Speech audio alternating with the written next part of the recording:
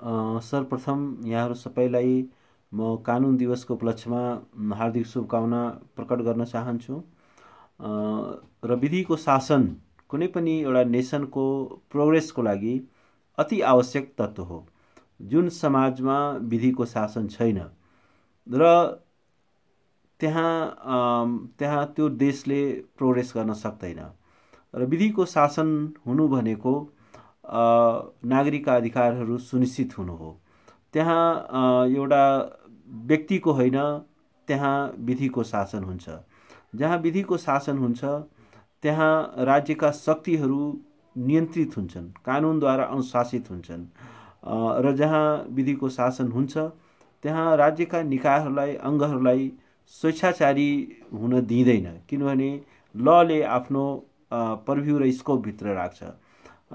लले गभर्मेन्टका हरेक एक्सन्सहरूलाई गाइड गर्दछ। र कानुनी राज्य हुनु भनेको त्यहाँ सबै नागरिकहरूलाई कानुनको समान संरक्षण प्राप्त हुनु हो। त्यहाँ हरेक नागरिकका अधिकारहरू सुनिश्चित हुनु हो र राज्यको निरङ्कुशतामाथि अंकुश स्थापित हुनु हो। जहाँ राज्य निरङ्कुश हुन्छ, स्वेच्छाचारी हुन्छ, त्यो मुलुक र त्यो समाजको अधोगतिलाई कसैले पनि रोक्न सक्दैन। त्यसकारण कानुनी राज्य भनेकै के हो भने जहाँ इक्वालिटी बिफोर ल हुन्छ, अर्थात् सबै नागरिक कानुन समक्ष समान हुन्छ, कानुनको समान संरक्षण सबैलाई प्राप्त हुन्छ र सबै नागरिकहरू का अधिकारहरू कानुनद्वारा सुनिश्चित गरिएको हुन्छ। कानुनको दुईवटा उद्देश्य हुन्छ आधारभूत रूपमा। पहिलो उद्देश्य के हुन्छ भने यसले राज्यका शक्तिहरूलाई, सीमाहरूलाई परिभाषित गरेको हुन्छ। राज्यका सीमाहरू र शक्तिहरू परिभाषित भइसकेपछि राज्यका हरेक निकायहरूको, अङ्गहरूको, सार्वजनिक पदाधिकारीहरूको सबैको काम, कर्तव्य, अधिकार, सबैको फङ्सनिङ, त्यसको गाइडलाइन चाहिँ कानुनले दिएको हुन्छ। त्यो गाइडलाइनलाई नाग्ने अधिकार कसैलाई पनि हुँदैन। र त्यसै गरी कानुनले नागरिकहरूको अधिकारलाई सुनिश्चित गरेको हुन्छ, नागरिकहरूको अधिकारलाई पनि परिभाषित गरेको हुन्छ। त्यसकारण within the purview of the law, कानुनको चार किल्लाभित्र रहेर हरेक नागरिक आफ्नो अधिकार र स्वतन्त्रताहरूलाई उपभोग गर्नलाई स्वतन्त्र हुन्छ र कानुनको अनुशासनभित्र राज्यका सबै निकाय र पदाधिकारीहरू बस्नुपर्ने हुन्छ। यदि कानुनको उल्लङ्घन भएको स्थितिमा त्यहाँ कोर्ट अफ ल हुन्छ, जुडिसियरी हुन्छ, जसले कानुनको व्याख्या गर्दछ, कानुनलाई इन्फोर्स गर्दछ र राज्यका सबै निकाय र पदाधिकारीलाई उसले एउटा लिगल डिसिप्लिनभित्र बस्नलाई बाध्य गर्दछ र स्टेटका कुनै पनि एक्सन्सहरूलाई यो अल्ट्रा भाइरस, यो चाहिँ कानुनभन्दा नाघेर गरेको, कानुनलाई मिचेर गरेको छ भनेर त्यो अदालतले औल्याइदिन्छ। त्यसकारण अहिलेको आधुनिक सभ्यताको परिकल्पना हामी विधिको शासनको अभावमा गर्न सक्दैनौँ। आधुनिक राज्य भन्नु नै कानुनी राज्यमा आधारित समाज हो, कानुनी राज्यमा आधारित समाज हो र जहाँ सुप्रिमेसी अफ द ल, कानुनको सर्वोच्चता स्थापित भएको हुन्छ। कानुनी राज्य भनेको के हो भने राज्यका निकायहरू, पदाधिकारीहरू जतिसुकै माथि गए पनि you ever so high but ल इज अलवेज एभव यु, कोही पनि कानुनभन्दा माथि हुन सक्दैन।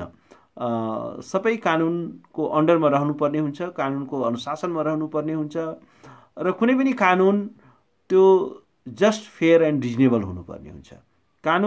कानुनी राज्य भन्नु र कानुनद्वारा गरिएको राज्य भन्नुमा फरक हुन्छ।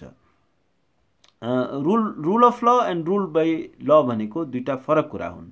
किनभने रुल अफ ल भनेको के हो भने द रुल अफ लले राज्यको स्वेच्छाचारितालाई र निरङ्कुशतालाई त्यसले चेक स्थापित गर्छ, त्यसलाई रोक्दछ, त्यसको लागि एउटा सेफगार्ड स्थापित गर्छ। भने रुल बाई ल भनेको के हो भने राज्यले जस्तोसुकै कानुन पनि बनाउन सक्छ। तर कानुनी रुल अफ लले के भन्छ भने, कानुनी राज्यको सिद्धान्तले के भन्छ भने कुनै पनि कानुन त्यो जस्ट हुनुपर्छ, अर्थात् न्यायपूर्ण हुनुपर्छ, त्यो चाहिँ स्वच्छ हुनुपर्दछ, जस्ट फेयर एन्ड रिजनेबल, र त्यो तर्कमा आधारित हुनुपर्छ, विवेकमा आधारित हुनुपर्छ, औचित्यमा आधारित हुनुपर्छ। र यसमा के हुन्छ भने जसरी अमेरिकन कन्स्टिट्युसनमा ड्यू प्रोसेस अफ ल भनिएको छ, अर्थात् कानुनको प्रक्रिया चाहिँ उचित हुनुपर्छ। कानुनको प्रक्रिया उचित हो कि अनुचित हो भन्ने अधिकार चाहिँ न्यायालयलाई हुन्छ। र कुनै पनि अनुचित चाहिँ कानुन बन्न सक्दैन, विवेकहीन कानुन बन्न सक्दैन। तर्कमा आधारित कानुन, विवेकमा आधारित कानुन मात्रै पार्लियामेन्टले बनाउन सक्छ। त्यसकारण कानुनी राज्य हुनको लागि कानुन चाहिँ तर्कमा आधारित हुनुपर्छ, औचित्यमा आधारित हुनुपर्छ, विवेकमा आधारित हुनुपर्छ। र यो कानुनले एउटा चाहिँ सबैको एउटा समानतालाई सुनिश्चित गर्छ। कानुन समक्ष सबै नागरिकलाई समान तुल्याउँछ, कानुनको सबै नागरिकलाई समान संरक्षण प्रदान गर्दछ। र कुनै पनि अवस्थामा राज्यलाई स्वेच्छाचारी हुन दिँदैन। राज्यको स्वेच्छाचारितामाथि एउटा अंकुश स्थापित गर्नु नै कानुनी राज्यको एउटा प्रमुख उद्देश्य हो। हरेक नागरिकहरूको अधिकार र स्वतन्त्रताहरूलाई सुनिश्चित गर्नु, इन्स्योर गर्नु नै विधिको शासनको त्यो एउटा आधारभूत उद्देश्य हो। त्यसकारण कानुनी राज्य कुनै पनि एउटा मोडर्न नेसनको लागि त्यो अति आवश्यक छ। किनभने नेसनले प्रोग्रेस गर्नको लागि यदि राज्यका निकायहरू, पदाधिकारीहरू यदि स्वेच्छाचारी ढङ्गले काम गर्न थाले, विवेकहीन तरिकाले काम गर्न थाले, नागरिकको अधिकारलाई खोज्न थाले, निरङ्कुशता स्थापित गर्न थाल्यो भने त्यो समाज चाहिँ अस्थिर हुन्छ। त्यो समाज चाहिँ पिसफुल सोसाइटी हुन सक्दैन। त्यो समाजले, जुन समाज पिसफुल हुँदैन त्यहाँ डेभलपमेन्ट हुँदैन। जहाँ डेभलपमेन्ट हुँदैन त्यहाँ फेरि रुल अफ लको भायोलेसन हुन थाल्छ। त्यसकारण यो एउटा दुश्चक्र चाहिँ चलिरहन्छ। जहाँ विधिको शासन छैन त्यहाँ पिस डिस्टर्ब हुन्छ, जहाँ पिस डिस्टर्ब हुन्छ त्यहाँ डेभलपमेन्ट सम्भव छैन, त्यहाँको इकोनोमिक ग्रोथ सम्भव छैन, त्यहाँको इकोनोमिक प्रोस्पेरिटी सम्भव छैन। र जहाँ प्रोस्पेरिटी र economic growth, development, employment generate हुँदैन त्यो समाज फेरि अस्थिरतामा जान्छ। त्यो समाज शान्तिपूर्ण समाज हुन सक्दैन र त्यसमा फेरि मानवाधिकारको उल्लङ्घन हुन थाल्छ। नागरिक विधिको शासन चाहिँ त्यहाँ त्यस्तो समाजमा, जुन समाज अस्थिर हुन्छ, जुन समाज अशान्त हुन्छ, भयोलेन्टमा जान्छ, त्यो समाजमा नागरिकका अधिकार र स्वतन्त्रताहरू सुनिश्चित हुन सक्दैन। त्यसकारण यो दुश्चक्र चाहिँ तोड्नका लागि हामीले विधिको शासनलाई सुनिश्चित गर्नुपर्ने हुन्छ। किनभने विधिको शासन सुनिश्चित हुने बित्तिकै त्यसले राज्यको निरङ्कुशतालाई रोक्दछ, त्यसले नागरिकका अधिकार र स्वतन्त्रताहरूलाई परिभाषित गर्दछ र within four corner of the constitution हरेक नागरिकले प्रोग्रेस गर्ने अधिकार छ, नेसन बिल्डिङमा आफ्नो कन्ट्रिब्युसन गर्ने अधिकार छ, आफ्नो व्यक्तित्वको विकास गर्ने अधिकार छ। जस्तो युएस कन्स्टिट्युसनमा भनिएको छ कि life, liberty and pursuit of happiness, अर्थात् हरेक नागरिकलाई जीवन, स्वतन्त्रता र आफ्नो खुसीको खोजी गर्ने अधिकार छ। त्यसै गरी हरेक नागरिक within the purview of the law, हरेक नागरिकले आफ्नो ह्याप्पिनेसलाई पर्स्यु गर्न सक्छ, त्यसको खोज गर्न सक्छ, आफ्नो जीवन सुरक्षित गर्न सक्छ र त्यो चाहिँ विधिको शासनको लागि अति आवश्यक छ। र यसैको लागि संविधानहरू बनाइएका हुन्छन्। संविधान भनेको कुनै पनि मुलुकको जहाँ रिटन कन्स्टिट्युसन छ त्यो मुलुकको त्यो फन्डामेन्टल ल अफ द ल्यान्ड हो, त्यो चाहिँ मुलुकको मूल कानुन हो। र त्यो मूल कानुनसँग बाजिने कुनै कानुन बन्न सक्दैन। कुनै पनि कानुन बन्दाखेरि संविधानको चौहद्दीलाई नाग्न पाइँदैन। त्यो पार्लियामेन्टको पावर पनि के छ, लिमिटेड हुन्छ। त्यो लिमिटेड के हुन्छ भने within the four corner of the constitution, त्यसलाई त्यो कन्स्टिट्युसनले तोकेको सीमा रेखालाई चाहिँ विधायिकाले पनि नाग्न सक्दैन। त्यसकारण विधायिकाले कानुन बनाउँदाखेरि संविधानसँग नबाजिने हुनु पर्यो, त्यो कानुन चाहिँ औचित्यपूर्ण हुनु पर्यो, विवेकसम्मत हुनु पर्यो, तर्कपूर्ण हुनु पर्यो र त्यसले संविधानले प्रदान गरेको अधिकार र स्वतन्त्रतामाथि जुन नागरिक अधिकारको सुनिश्चितता गरिएको छ त्यसमाथि कहीँ पनि आँच आउन दिनु भएन। त्यो नै एउटा संविधानवादको आधारभूत सिद्धान्त हो। त्यसैले अहिलेको आधुनिक संविधानहरूले त्यहाँ सेपरेसन अफ पावर हुन्छ, शक्तिको पृथकीकरण गरिएको हुन्छ। किनभने शक्तिको केन्द्रीकरण भन्नु नै नागरिकको स्वतन्त्रताको लागि त्यो खतरा हो, नागरिकको अधिकारको लागि खतरा हो, विधिको शासनको लागि खतरा हो। किनभने एब्सोल्युट पावर हुने बित्तिकै, अपरिभाषित शक्ति हुने बित्तिकै एउटै निकायले यदि कानुन पनि उसैले बनाउने, लागू पनि उसैले गर्ने, त्यसको व्याख्या पनि त्यही एउटै निकायले गर्ने हो भने त्यहाँ चाहिँ त्यो चाहिँ राज्य चाहिँ निरङ्कुश हुन पुग्छ। त्यहाँ चेक एन्ड ब्यालेन्स हुँदैन। त्यस कारण separation of power and check and balance अहिलेको आधुनिक संविधानवादको, अहिलेको कानुनी राज्यको आधारभूत सिद्धान्तहरू हुन्। त्यसै गरी संविधानले नै एउटा जुडिसियल अर्गनको पनि व्यवस्था गरेको हुन्छ ताकि जुडिसियरीलाई जहाँ रिटर्न कन्स्टिट्युसन छ, जस्तो युएस कन्स्टिट्युसन लागू भएपछि धेरै लामो समयपछि अनि युएस सुप्रिम कोर्टले व्याख्या गर्यो कि संविधानको एउटा अन्तिम व्याख्याता, final interpreter of the constitution भनेको चाहिँ जुडिसियरी हो र जुडिसियरीलाई चाहिँ एउटा जुडिसियल रिभ्यूको पावर छ। अर्थात् राज्यका कुनै पनि निकायले यदि संविधानलाई, कानुनलाई मिचेर काम गर्दछन्, इभेन विधायकीय निकायले पनि, कानुन बनाउने निर्मात्री निकायले पनि यदि कानुनलाई मिचेर, यदि संविधानलाई मिचेर कानुन बनाउँछ भने त्यसलाई पनि एउटा अल्ट्रा भाइरस भनेको निरस्त गर्न सक्ने, त्यसलाई चाहिँ गैर कानुनी घोषित गर्ने, गैर संवैधानिक घोषित गर्ने अर्थात् अल्ट्रा भाइरस घोषित गर्ने अधिकार पनि जुडिसियरीलाई हुन्छ। यो पावर अफ जुडिसियल रिभ्यू भनेको यो चाहिँ एउटा धेरै ठुलो पावर हो जुडिसियरीको र यो एउटा रिटर्न कन्स्टिट्युसनको एउटा सेक्युरिटीको लागि चाहिँ यो आवश्यक हुन्छ। संविधानले धेरै किसिमको संवैधानिक आयोगहरूको पनि परिकल्पना गरेको हुन्छ जसले एउटा राज्यको स्वेच्छाचारितालाई, निरङ्कुशतालाई रोक्नको लागि यसले एउटा सेफगार्डको काम गरिरहेको हुन्छ। त अहिलेको युगमा विधिको शासन आवश्यक छ। यसले डिफाइन गर्छ नागरिकको अधिकार र स्वतन्त्रता र विधिको शासन बिना एउटा आधुनिक राज्यको, समाजको परिकल्पना पनि हुन सक्दैन र त्यसकारण के हो भने विधिको शासन चाहिँ सुनिश्चित हुनु जरुरी छ। नागरिकका अधिकारहरू विधिको शासनद्वारा सुनिश्चित हुनु जरुरी छ। Universal declaration of human rightly के भनेको छ भने यदि कानुनी राज्यद्वारा, विधिको शासनद्वारा नागरिकका अधिकार र स्वतन्त्रताहरू सुनिश्चित हुँदैन भने व्यक्तिलाई चाहिँ विद्रोहको पनि अधिकार छ। त्यसकारण के हो भने यसलाई रुल अफ लद्वारा परिभाषित हुनु, संरक्षित हुनु जरुरी छ र राज्यको एउटा उत्पत्ति नै यसकारण भयो किनभने यसले त्यो एउटा एक किसिमको सोसल कन्ट्र्याक्टद्वारा उत्पत्ति भयो कि नागरिकले ट्याक्स दिँदछ भने राज्यले पनि नागरिकको जीवन र स्वतन्त्रताको अधिकारलाई चाहिँ सुनिश्चित गर्नुपर्ने हुन्छ र त्यो सोसल कन्ट्र्याक्ट चाहिँ भङ्ग गर्ने अधिकार चाहिँ राज्यलाई छैन। यदि त्यो सोसल कन्ट्र्याक्टलाई राज्यले भङ्ग गर्यो र नागरिकका अधिकारहरू अपहरित हुन थाल्यो भने नागरिकले पनि एउटा विद्रोह गर्छ, विद्रोहको अधिकार छ। जहाँ विद्रोह हुन्छ त्यहाँ फेरि स्थिरता, राजनीतिक स्थिरता हुँदैन, त्यो फेरि एउटा अर्को अस्थिरताको बाटोमा जान्छ जहाँ चाहिँ नेसनल प्रोग्रेस चाहिँ सम्भव छैन।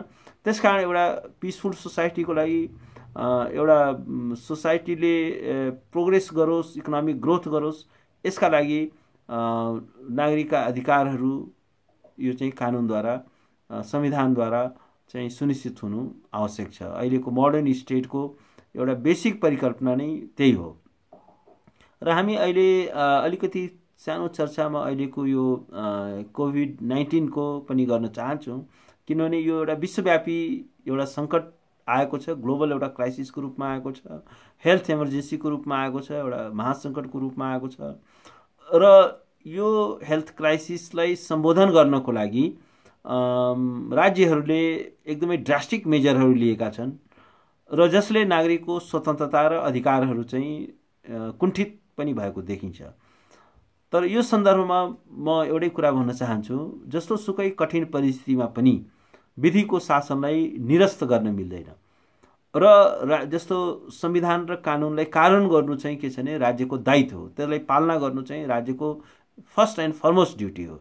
जस्तो अहिले कोभिड-19 को कन्टेक्स्टलाई पनि हामीले यदि विचार गर्ने हो भने राज्यका हरेक कदमहरू, हरेक कारबाहीहरू संविधानको 4 किल्लाभित्र हुनुपर्छ, कानुनको 4 किल्लाभित्र हुनुपर्छ र कानुनलाई एउटा निरस्त गर्ने, यसलाई नाग्ने त्यो चाहिँ अधिकार चाहिँ स्टेटका कुनै पनि अर्गन्सलाई, निकायलाई हुँदैन।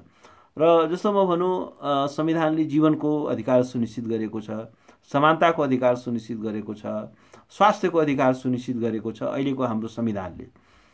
त अहिलेको यो एक्स्ट्राअर्डिनरी टाइममा खाद्यान्नको अधिकार चाहिँ सुनिश्चित गरेको छ।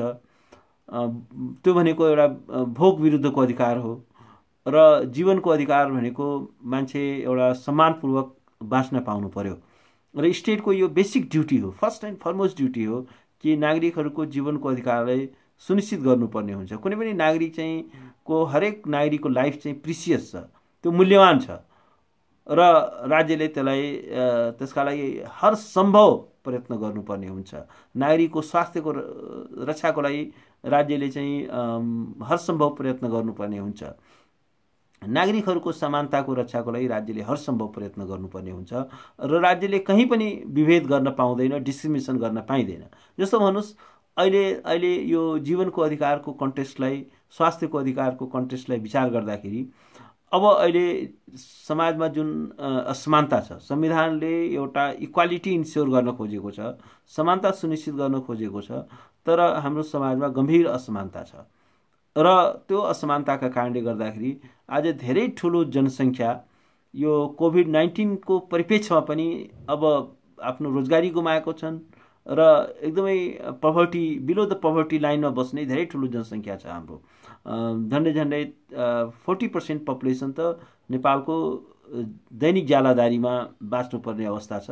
आज त्यो पपुलेसन चाहिँ विदाउट प्रोटेक्सन रहेको छ, उसलाई कुनै कानुनको संरक्षण उसलाई प्राप्त छैन, उसको स्वास्थ्यको अधिकार सुनिश्चित छैन, उसको जीवनको अधिकार सुनिश्चित छैन, उसको सम्मानको अधिकार सुनिश्चित छैन र ऊ चाहिँ के भने विदाउट प्रोटेक्सन अफ द ल छ। तर राज्यले ड्यु डिलिजेन्ट एप्लाई गर्नुपर्ने हुन्छ। अन्डर एनी सर्कमस्टान्सेस नागरिकको जीवनको अधिकारका लागि राज्यले चाहिँ हर सम्भव प्रयत्न गर्नुपर्ने हुन्छ, स्वास्थ्यलाई सुनिश्चित गर्नुपर्ने हुन्छ र यो स्वास्थ्यमा स्वास्थ्यको अधिकारमा रोजगारीको, किन धेरै ठुलो सङ्ख्यामा रोजगारी गुमेको छ। रोजगारी गुम्नु भनेको नागरिकको एउटा चाहिँ जीवनको अधिकार गुम्ने हो, किनभने विदाउट लाइभलीहुड, विदाउट रोजगारी कसरी बाँच्ने त? आय आर्जन हुनु पर्यो, त्यसबाट वञ्चित छ।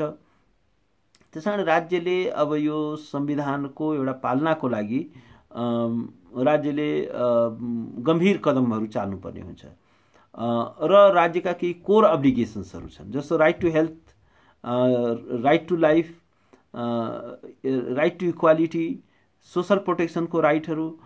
यो चाहिँ के हो भने स्टेटका कोर अब्लिगेसन्सहरू हुन्, आधारभूत कर्तव्यहरू हुन्। जस्तो सुकै परिस्थितिमा पनि नागरिकलाई असमान व्यवहार गर्न पाइँदैन, जस्तो सुकै परिस्थितिमा पनि नागरिकको जीवनलाई खतरामा पार्न पाइँदैन, जस्तो सुकै स्थितिमा पनि नागरिकलाई भोकै राख्न पाइँदैन, जस्तो सुकै अवस्थामा पनि नागरिकको म जिम्मेवारी लिँदैन भन्न चाहिँ पाइँदैन। अब धेरै ठुलो सङ्ख्यामा अब नेपाली नागरिकहरू आज देशभन्दा बाहिर छन्, त्यहाँ नेपालको लिगल प्रोटेक्सन उनीहरूलाई प्राप्त छैन। कति मान्छे सिमानामा छन्, ठुलो सङ्ख्यामा नेपाली विद्यार्थीहरू देशभन्दा बाहिर छन्, उनीहरू देशभित्र फर्किन चाहन्छन्। अब यसको लागि राज्यले केही प्रयत्न गरेको देखिँदैन। राज्यले जस्तो सुप्रिम कोर्टले पटक पटक अर्डर गर्यो, किनभने हाम्रो जस्तो मुलुकमा जहाँ सुप्रिम कोर्ट छ, जो रिटर्न कन्स्टिट्युसनमा छ, जसले एउटा अदालतको व्यवस्था गरेको छ, त्यसमा अदालतका आदेशहरू चाहिँ राज्यको लागि बाध्यकारी हुन्छ, बन्धनकारी हुन्छ, इट्स म्यान्डेटरी।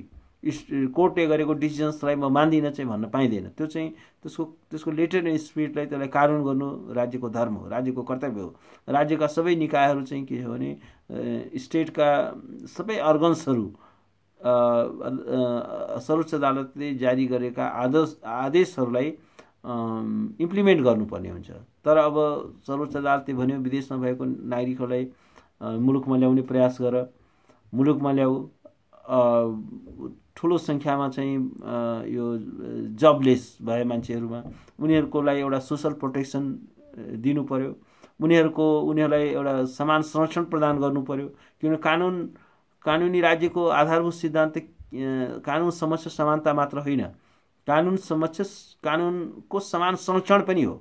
हरेक नागरिक चाहिँ स्टेटको यो अब्लिगेसन हो कि हरेक नागरिक चाहिँ कानुनको समान संरक्षण उसले प्राप्त गर्नु पर्यो र कुनै पनि नागरिक लको प्रोटेक्सनबाट वञ्चित रहनु भएन र त्यसको लागि चाहिँ राज्यले हरसम्भव प्रयत्न गर्नुपर्ने हुन्छ।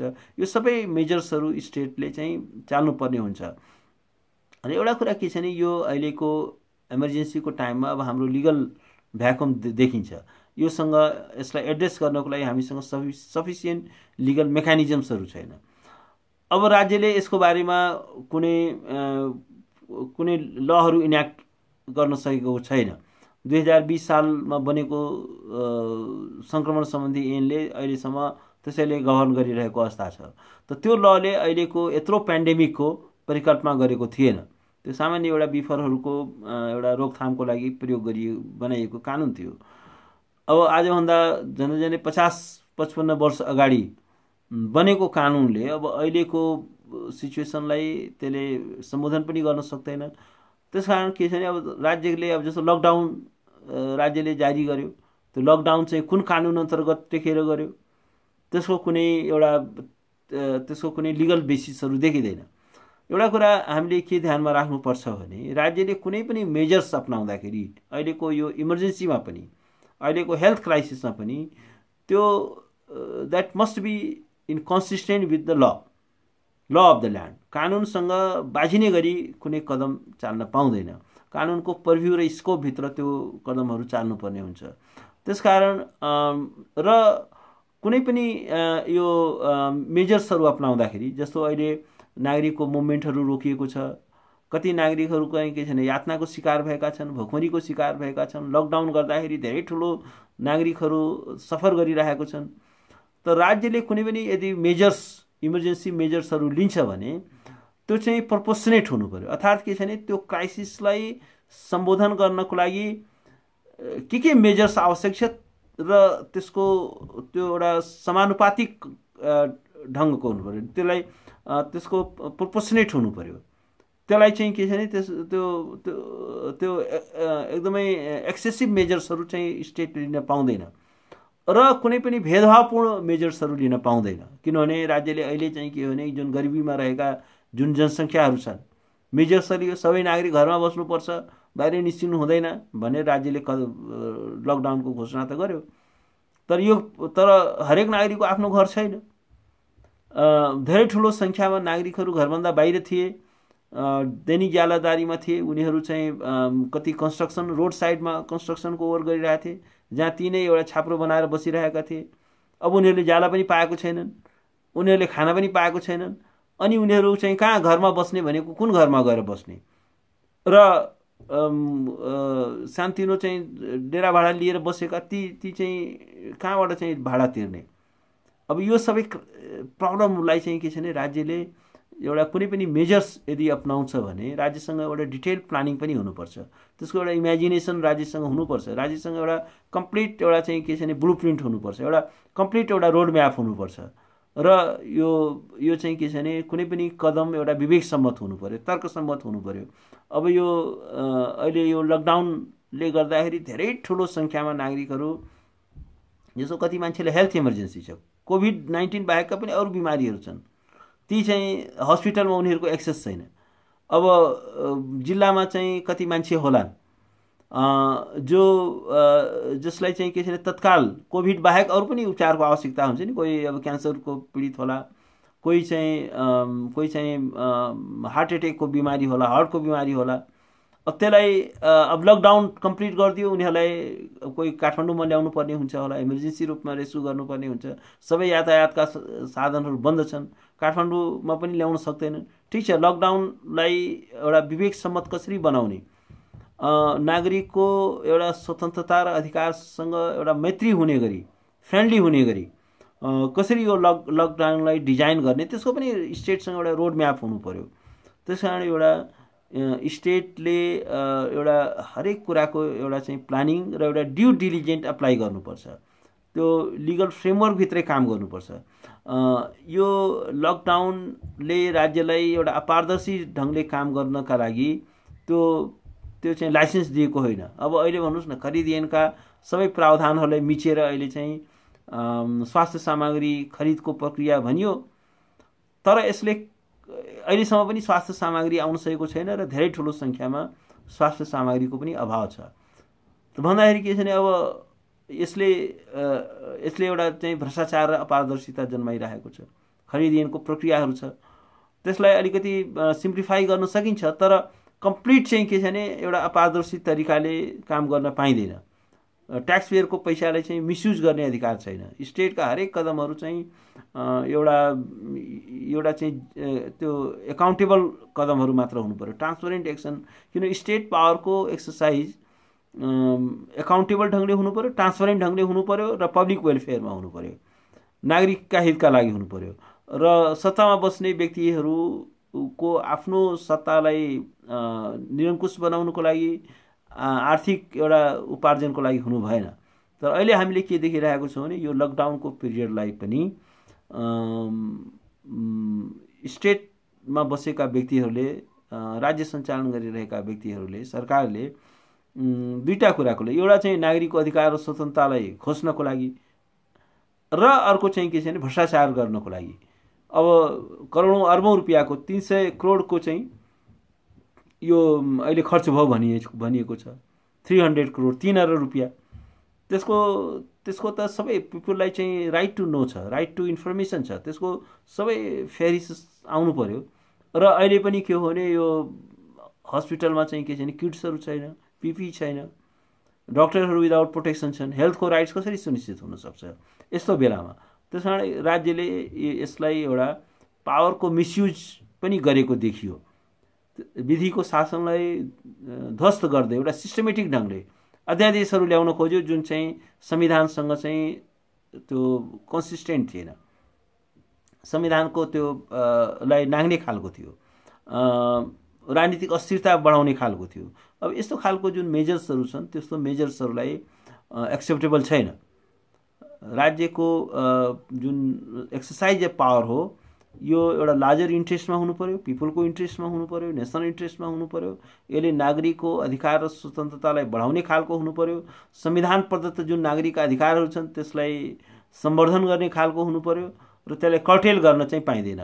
कुनै पनि नागरिकको अधिकार र स्वतन्त्रताको उपभोगमा केही रेगुलेसन गर्दाखेरि त्यो प्रोपोर्सनेट हुनु पर्यो, त्यो तर्कपूर्ण हुनु पर्यो, त्यो औचित्यपूर्ण हुनु पर्यो र त्यसले चाहिँ प्रक्सिमेट हुनु पर्यो। त्यसले चाहिँ साँच्चीकै त्यो रिजल्ट हासिल हुन्छ कि हुँदैन भन्ने त्यसको एउटा डाइरेक्ट त्योसँग चाहिँ रिलेसन हुनु पर्यो।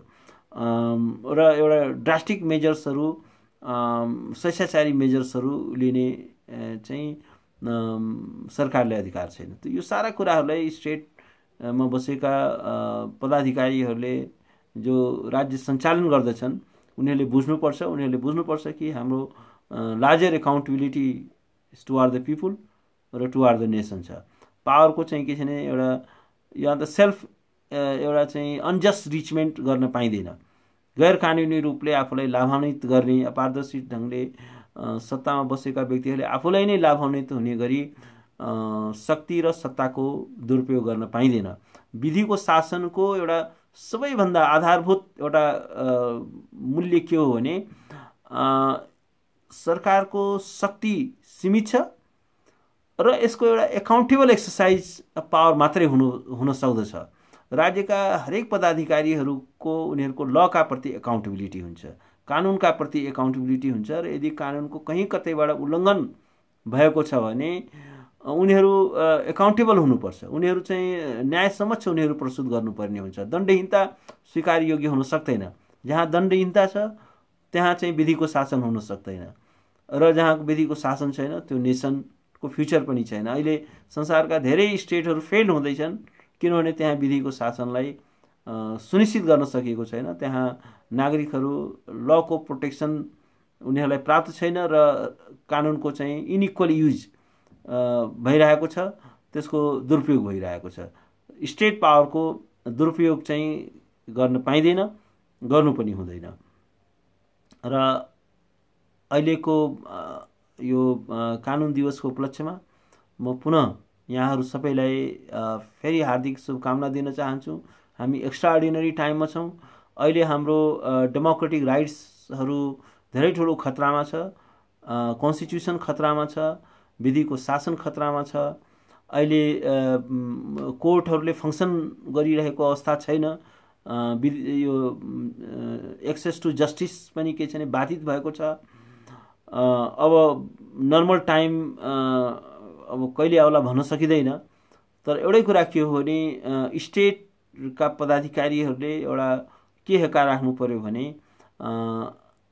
उनीहरूको जुन एक्टिभिटी छ त्यो लको फ्रेमवर्कभित्रै हुनु पर्यो र कुनै पनि मेजर्स अपनाउँदाखेरि त्यसले नागरिकको अधिकार र स्वतन्त्रतालाई सम्मान गर्ने खालको हुनु पर्यो। त्यसलाई चाहिँ त्यसमा असावधानी गर्न पाइँदैन, त्यसमा चाहिँ बदनियत राख्न पाइँदैन। बदनियत राखेर स्वेच्छाचारी राखेर नागरिकको अधिकार र स्वतन्त्रतामाथि चाहिँ धावा बोल्न पाइँदैन। हामीले देख्यौँ एउटा नागरिकले सरकारले आलोचना गर्दाखेरि थुनामा परेको छ। यही बिचमा पनि हामीले देख्यौँ धेरै मान्छेहरू उनीहरूलाई थुनामा पारियो किनभने उनीहरूले सरकारको आलोचना गरे। सरकारको आलोचना गर्न पाउनु एउटा लोकतन्त्रको सौन्दर्य हो। संविधानले विचार र अभिव्यक्तिको स्वतन्त्रता सुनिश्चित गरेको छ। विचार र अभिव्यक्तिको स्वतन्त्रताको अर्थ सरकारको स्तुति गान गर्नको लागि दिएको, सरकारको चाहिँ जय जयकार गर्नको लागि त्यो दिएको स्वतन्त्रता होइन।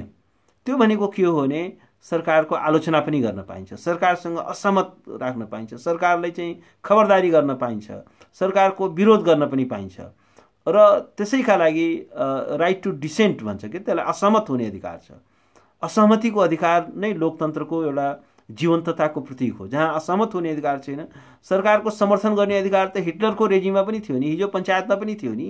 अघि मैले भन्दै थिएँ रुल अफ ल र रुल बाई ल भनेको फरक के हो भने जहाँ रुल अफ ल हुन्छ एउटा डेमोक्रेटिक कन्ट्रीमा त्यहाँ कानुन एउटा तर्कमा औचित्यमा आधारित हुन्छ। तर रुल बाई ल भनेको के हो भने जस्तो पञ्चायतमा पनि ल त थियो तर त्यो चाहिँ रुल बाई ल थियो। अर्थात् के छ भने त्यो कानुन चाहिँ न्यायमा आधारित थिएन, तर्कमा आधारित थिएन, औचित्यमा आधारित थिएन र ती कानुनहरू धेरै ठुलो सङ्ख्यामा कानुनहरू नागरिकको स्वतन्त्रता र अधिकारलाई अपहरित गर्ने खालको थियो। त्यसकारण राज्यको सबै निकायहरूलाई हामी नागरिकहरूको पनि यो कर्तव्य हो कि राज्यलाई खबरदारी गर्नुपर्ने हुन्छ। यदि हामी आफ्नो अधिकारका बारेमा सचेत छैनौँ, हामी विधिको शासनलाई सुनिश्चित गर्ने दिशामा हामी चाहेको छैनौँ भने हाम्रो अधिकार र स्वतन्त्रताहरू त्यो धेरै लामो समयसम्म चाहिँ कायम रहँदैन, त्यो पनि अपहरित हुन्छ। त्यसकारण eternal vigilance is the price of liberty भन्छ। यदि हामी आफ्नो स्वतन्त्रता चाहन्छौँ भने हामी निरन्तर सजग हुनुपर्छ, निरन्तर चेनाको हुनुपर्छ आफ्ना अधिकारका लागि र स्टेटका इन्स्टिट्युसन्सहरूलाई चाहिँ हामीले एकाउन्टेबल बनाउन सक्नुपर्छ। र यदि हामी आफ्नो अधिकार खोज्दाखेरि, आफ्नो स्वतन्त्रता गुम्दाखेरि पनि, शक्तिको दुरुपयोग हुँदाखेरि पनि, सरकार निरङ्कुश हुँदा पनि, सरकारले भ्रष्टाचार गर्दाखेरि पनि हामी चुप लागेर बस्छौँ भने त्यो आपराधिक मौनता हो। यदि हाम्रो अधिकार खोज्दाखेरि पनि हामी त्यो सरकारलाई स्तुतिगान गरेर बस्छौँ, त्यसलाई जय जयकार गरेर बस्छौँ भने हामी लोकतन्त्रका लागि